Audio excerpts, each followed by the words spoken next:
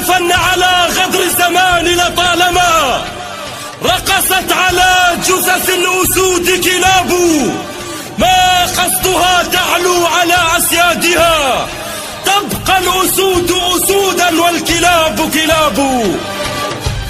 فنحن وإن جار الزمان لبرهة نبقى الكبار وغيرنا أقسام، ما ذنبنا إن كان يشعر أننا أرقى وأن مكانه الأقدام.